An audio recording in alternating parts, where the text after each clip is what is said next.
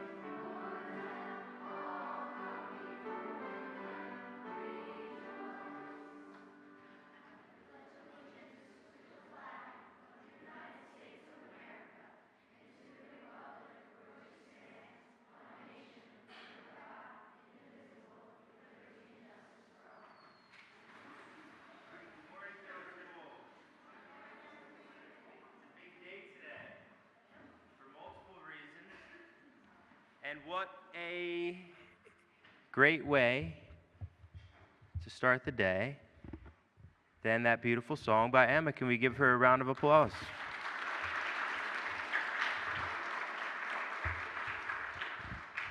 Again, I always say, I can't believe how many people get on stage and share their gifts with us.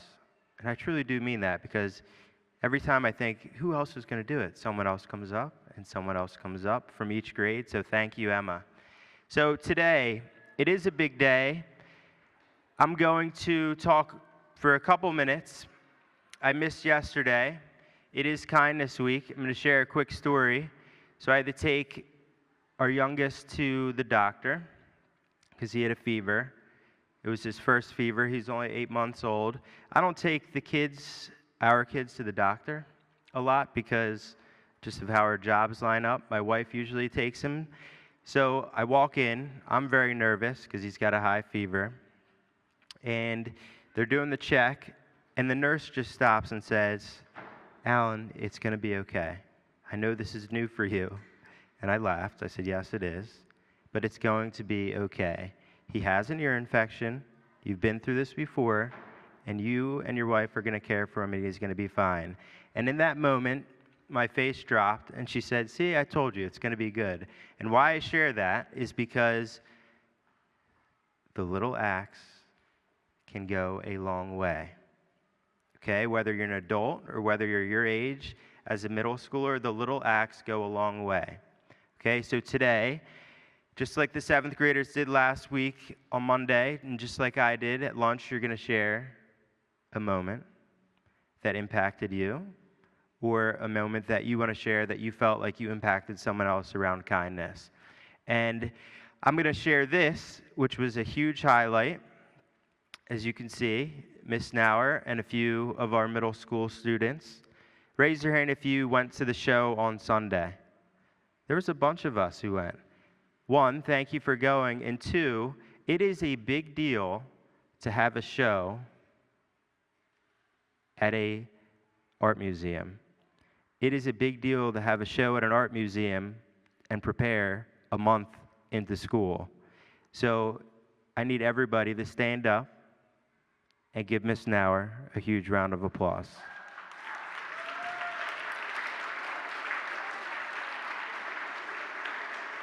Thank you. So not only her, but you all too, it is a big deal for you to finish your work. I'm going to show one last video. Can we cue the video, Jack?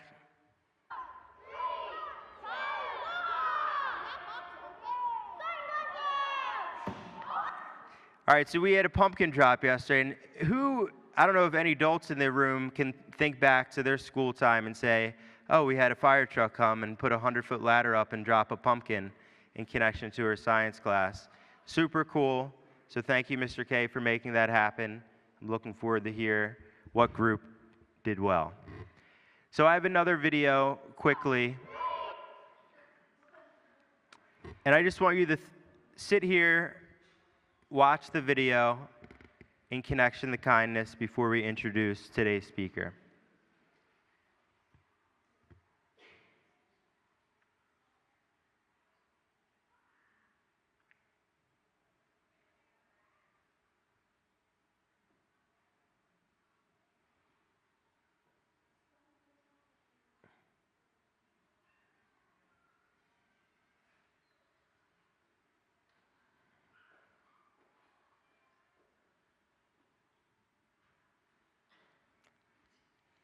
So,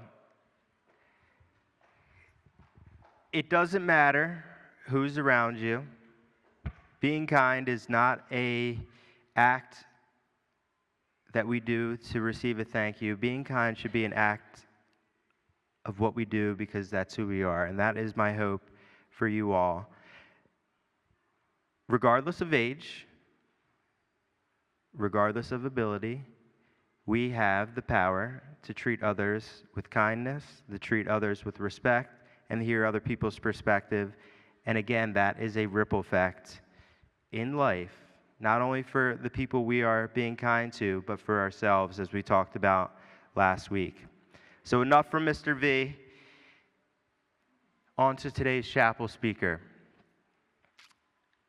Mason, I think back to his first day of school, which was a little bit of a roller coaster, right? We won't get into detail, but we got a chuckle, so we remember that day. And I think back to now, to the end of last week, seeing him on stage and thinking, wow, Mason has grown from his 6th grade year to now. I asked him at the end of our practice, how do you think you did? He said, I think I did okay. And I said, no, you did amazing. And I want you to believe that you did amazing. Because if you think back to a few years ago to where you are now, you should be extremely proud of that. And I truly do believe that, Mason. Then I asked him the questions I typically ask. What's your most memorable Monty moment? He said, probably like Clay, where we sat in the room and watched Paw Patrol in 7th grade trip and laughed for 30 minutes before we fell asleep. Again, it amazes me that Paw Patrol is still a thing in 7th grade, but it is what it is. What will you miss most? And he said, the lunch, and I'll miss the hot sauce. I did ask Mason to bring his hot sauce today so I could show it, but if you know Mason, he brings hot sauce to lunch every single day. Has anyone noticed that? All right. So, lastly, I asked, what are you going to take away? And Mason looked at me and said, things are much easier than they seem. Just doing it, we're going to be nervous, but when we jump in, it's not as bad as we think. Things are much easier than we seem.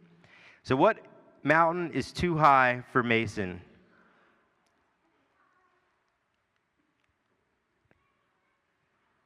This is all supposed to be timed up well, and the clicker is not working.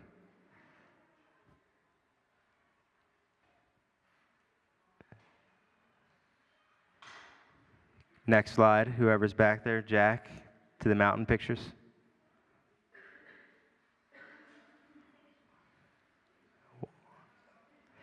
So anyways, I'm going to continue just so we don't waste time. Okay. So it's hard to see, one, because I'm getting beamed in the face with light right now, but this is a mountain, and this is a mountain that Mason has climbed, and you can see the progression. The mountain, you can't see him. There's a little arrow, and there's a circle. He's all the way up atop. When I think about Mason, when I received this picture last year from his mom, I said, I would have never thought Mason would be scaling the side of a huge mountain. But there is nothing that can stop Mason. And again, he has grown, and he's been on stage, and I always talk about this in many different ways. He may not be up front, right, in center, but in every major stage that we have at Montgomery in middle school, Mason has been a part of it, whether it be in the tech booth, whether it be learning the new tech equipment that we have downstairs with the play. Mason is on stage, and it reminds me that we all have our different gifts, we all have our ways of giving back, and Mason has given back and grown tremendously in his time at Montgomery. So please welcome Mason Decker to the stage.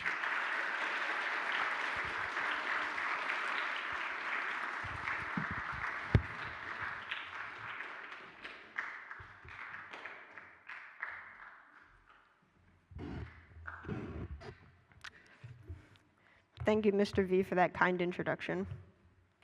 Good morning. My name is Mason Decker, and my chapel is about nature and how and why we must protect it. My entire life I had respect, curiosity, and appreciation for all things relating to nature. My experiences with nature began at a very young age. As a baby and toddler, I preferred outdoor play to indoor play. I loved climbing trees, collecting rocks, and digging in the dirt for little critters. I would flip over rocks to find pill bugs, worms, grubs, and other things many people would consider disgusting. I was also fortunate to grow up having many pets. We've had dogs, cats, chickens, fish, frogs, and snails. I learned to take care of them as pets while also keeping in mind that they're still animals and require the freedom to act on their natural instincts to be happy. I try to put myself in their situation and treat them with compassion. I consider how I would feel if I were them and how I would want to be treated. For example, whenever it's safe and legal, we'd let our dogs off leash for them to enjoy their freedom. I know I would never want to be attached to someone else whenever I'm outside. Another example is how I bring my chickens treats like cottage cheese and corn. I love how much they enjoy it and it keeps them healthy. During our many family excursions, camping, hiking, and mountain climbing, I've learned that nature has created the best playgrounds. There's nothing more fun than climbing on an endless sea of boulders or climbing to the top of a tall tree. I've always been interested in helping wildlife. My family will stop to help a turtle cross the road safely, a bird that fell out of a nest, or injured insects like bees get to a flower. Last year, during the tug-of-war at the Greek and Roman Games, I noticed an injured moth in the middle of the field, so I moved it safely to the side so it wouldn't get stepped on. Occasionally, my family would go on trash walks to help clean up items tossed on the side of the road. These can cause serious injury or kill animals, not to mention litter is ugly and it ruins the landscape. Speaking of which, there are many ways humans are destroying our only planet. Polluting our oceans with plastics and chemicals, destroying animal habitats like forests and rainforests, causing global warming, melting out ice caps, raising water levels, and also leading to ocean acidification, destroying the coral reefs. But don't worry, I'm not going to show you images or tell you stories of the destruction of the planet, as you've probably all heard of that by now. Instead, I'm going to highlight some of the amazing innovators who are stepping up and making a difference, as well as focus on some positive changes we can make in our daily lives that can reduce the trash we create. The first innovator I would like to talk about is a project called Coral Gardeners. Coral Gardeners is a small team of people that work together to revive coral reefs using the latest technology and techniques. One common method used to repair corals is called microfragmentation, which is done by splitting alive corals into small fragments, which stimulates the coral to grow extremely fast. Once the coral fragments are nurtured and they are the appropriate size, they are then transplanted back onto dead coral reefs to reheal them.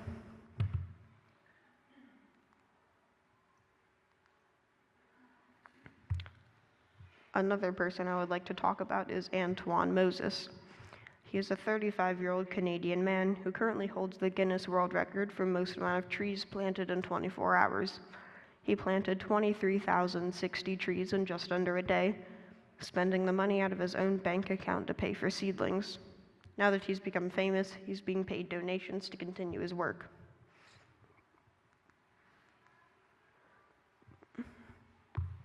The Ocean Cleanup is another impressive team of people whose main goal is to rid the ocean of all of its dump trash, mainly the Great Pacific Garbage Patch. The team creates large funnels and traps in the ocean and in rivers to scoop up as much plastic as possible. The team sets up giant filters in the rivers, picks up plastic by lifting giant fishing nets in the ocean, and recycles all of the plastic they obtain into reusable objects. So far, they've collected 35.3 million pounds of trash.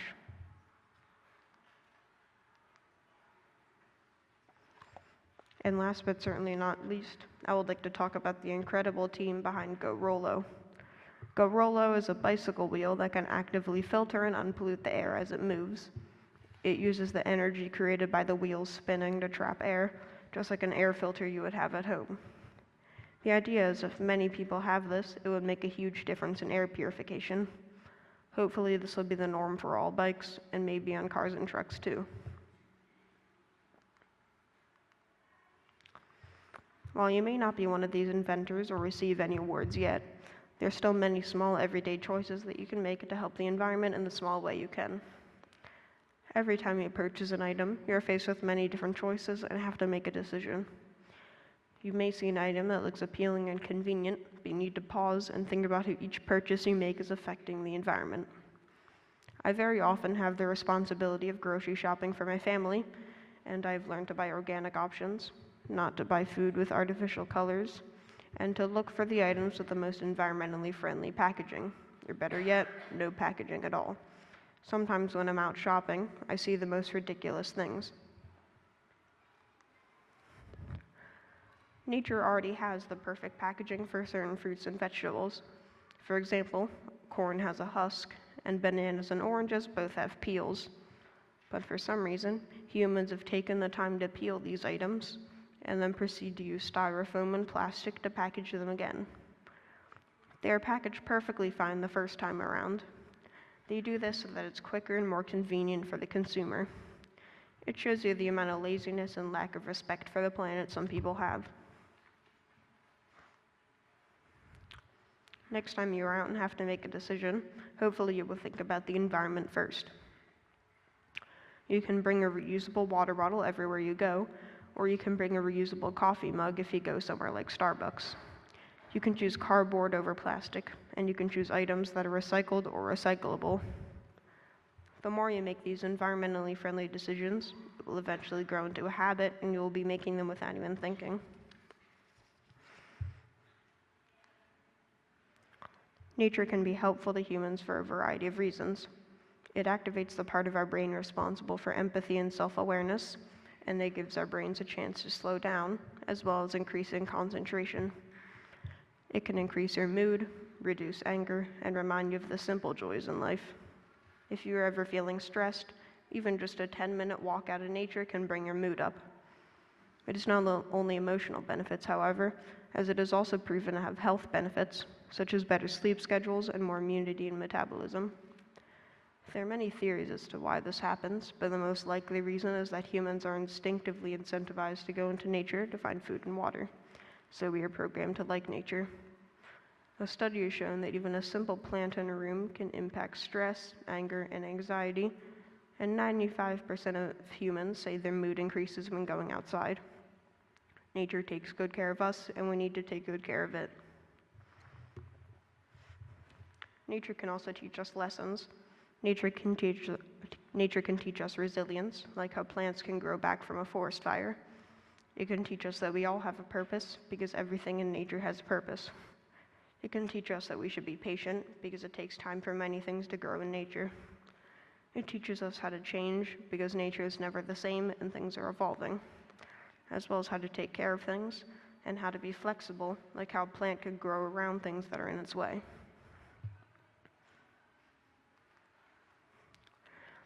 I feel, because this is an important election day, that when you're old enough to vote, you should keep in mind that you should vote for people who will pass laws to protect the environment. To end this chapel, I would like you to know that if I make these changes that I talked about, then it may not be making a difference. But if you all make these changes and maybe tell others to do the same, then it would be making a difference. I would like to leave you all with this quote: "Be the change that you wish to see in the world," by Mahatma Gandhi. Thank you.